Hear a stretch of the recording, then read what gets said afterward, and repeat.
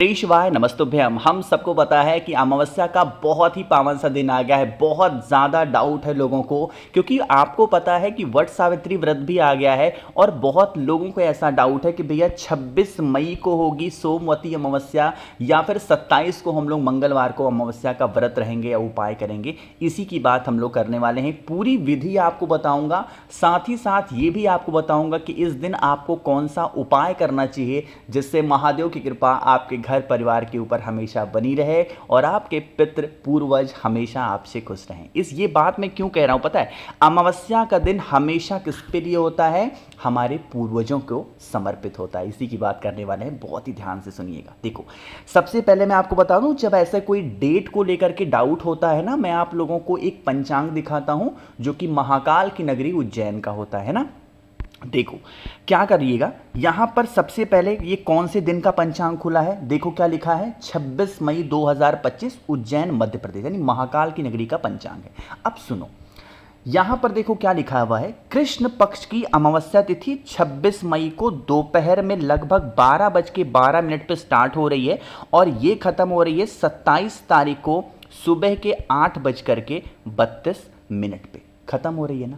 अब यहां पर ये देखो, हम लोग यहां पर ये नोटिस कर रहे हैं कि भाई 26 तारीख को तो कब स्टार्ट हो रही है? दोपहर में 12:12 पर, यानी कि जिस टाइम पे सूर्योदय हुआ उस टाइम पे तो नहीं है ये। इसका मतलब जो आप लोगों की अमावस्या तिथि हो रही है वो 27 तारीख को सुबह के 8:32 तक है और उस समय सूर्योदय रहेगा। इसका मतलब मेरे जितने भी भाई बहन को व्रत रहना है, उपवास रहना है, वो 27 तारीख को रहोगे।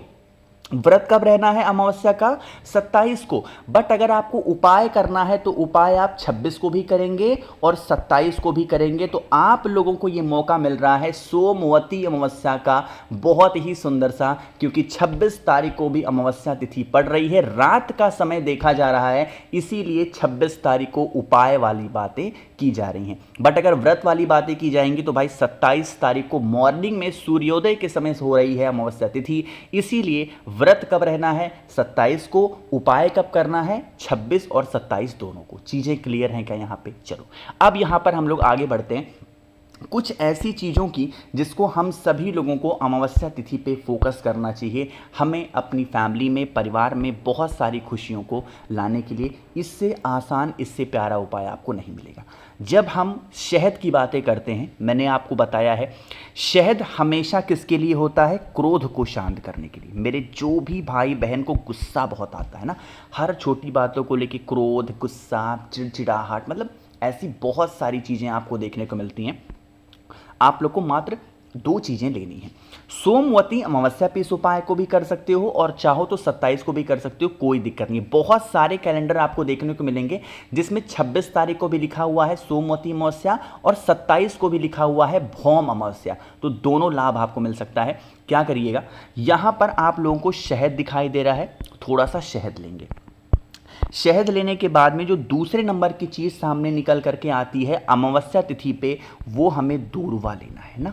देखो, हम ये उपाय करते क्यों है पता है आपको? जो अमावस्या तिथि होती है वो स्पेशली हमारे पितरों को समर्पित होती है, हमारे पूर्वजों को, कि हमारे पितर हमेशा हमसे खुश रहें, कभी उन उदास ना हो, है ना।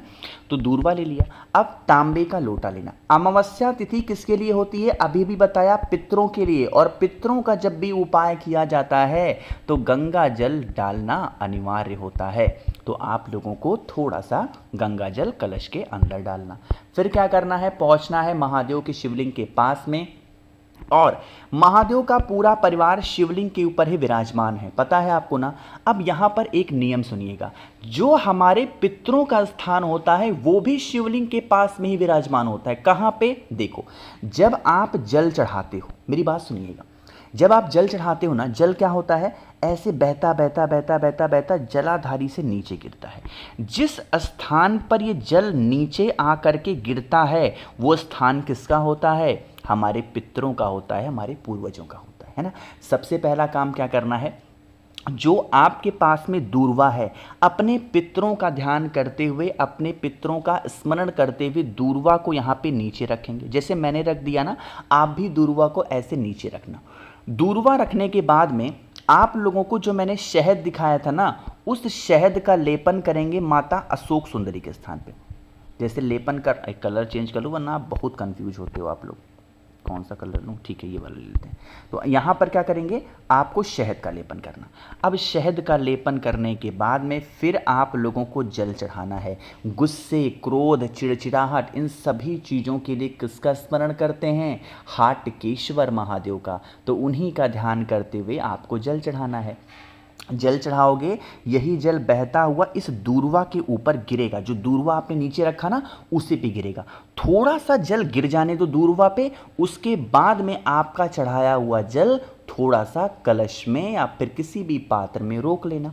रोकने के बाद में फिर आप इस दूर्वा को उठाना, उस कलश के अंदर दूर्वा को डाल देना और उसी दूर्वा से अपने पूरे घर में ले जाकर के छिड़काव कर देना। और बाकी का बचा हुआ जल किसी भी वृक्ष के नीचे ले जाके डाल देने से हमारे घर में कभी लड़ाई झगड़े नहीं हो सकते, कभी क्लेश नहीं हो सकता। फैमिली में, परिवार में हर इंसान खुश रहेगा। कभी आपको लाइफ में पीछे मुड़ के देखने की ज़रूरत नहीं पड़ेगी, ठीक है ना।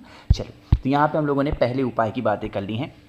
एक बहुत फेमस उपाय है, पूज्य गुरु जी ने अपनी बहुत सारी कथाओं में इस उपाय के बारे में बात की है, उसी की बात हम लोग करने वाले हैं। लेकिन सबसे पहला काम करेंगे, वीडियो को लाइक कर दीजिए। मेरे जितने भी भाई बहन आवाज़ आज मेरी पहली बार सुन रहे हैं, चैनल को ज़रूर सब्सक्राइब करना, ठीक है ना। देखो, समझिएगा मेरी बातों को बहुत ही ध्यान से। यहाँ पर क्या दिखाई दे रहा है आपको, पीला चंदन। यह उपाय हम लोग करने वाले हैं अपने घर परिवार के किसी भी प्रकार के कष्ट को दूर करने के लिए।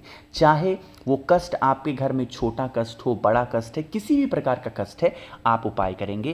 पीला चंदन लीजिएगा, बहुत ज़्यादा नहीं लेना है, थोड़ा सा पीला चंदन लेंगे। लेकिन नियम ये भी है कि सूखा नहीं लेना है, आपको गीला वाला पीला चंदन लेना, ठीक है ना। ले लिया।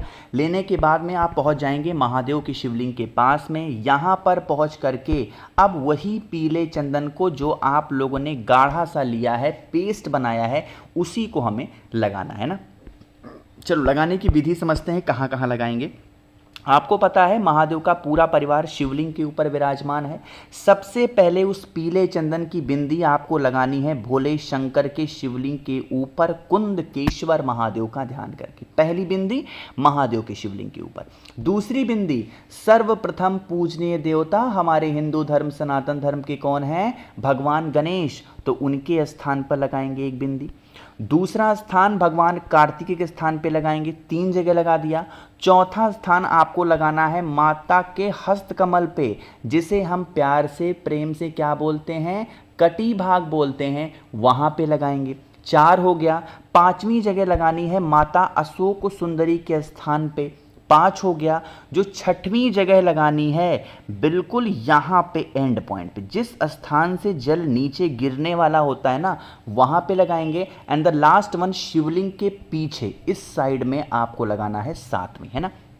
यहाँ पे मैं नंबरिंग लिख दे रहा हूँ वरना आप कंफ्यूज हो जाओगे। पहली बिंदी महादेव के शिवलिंग के ऊपर, दूसरी भगवान विघ्नहर्ता गणेश, तीसरी भगवान कार्तिकेय, चौथी माता के हस्तकमल, 5वां माता अशोक सुंदरी, 6वां बिल्कुल एंड पॉइंट पे, और 7वां आप लोगों को समर्पित करना है शिवलिंग के पीछे। ये 7 स्थान ऐसे हैं जहां पर आप लोग अगर उन 7 बिंदियों का इस्तेमाल करके और फिर 1 लोटा जल महादेव के शिवलिंग के ऊपर समर्पित करते हैं अमावस्या तिथि पे, खासकर सोमवती अमावस्या का प्यारा सा दिन है, तो करना जरूर है, भूलिएगा नहीं कोई लोग, ठीक है ना। तो यहाँ पे हम लोगों ने बात कर ली है अपने 2 उपाय की। सबसे आखिरी और बहुत ही ज़्यादा छोटे से उपाय की हम लोग बात करने जा रहे हैं। इससे आप अपने पितरों को खुश कर सकते हो। जब हमारे पितर नाराज़ होंगे ना, तो क्या होगा पता है, घर में बीमारियाँ आएंगी, घर में पैसे टिकेंगे नहीं, घर में क्लेश होगा, 2 दिन शांति रहेगी, 10 दिन पूरा घर टेंशन में रहेगा। ये कहीं ना कहीं किसकी तरफ संकेत होते हैं, पितृ दोष के, ठीक है ना। बातें करते हैं उपाय की। इसके लिए कुछ ज़्यादा नहीं करना है, मात्र चावल का 1 दाना लेना है जो कहीं से खंडित ना हो, टूटा ना हो। साथ ही साथ आप लोग को महादेव की प्रिय चीज़ भी लेनी है, जिसे हम क्या कहते हैं, बेल पत्र कहते हैं। उसे लेंगे। आपके घर में जहाँ पर पीने के लिए पानी रखा जाता है, मटका हो परिंदा हो, वहाँ पर लेकर के जाना।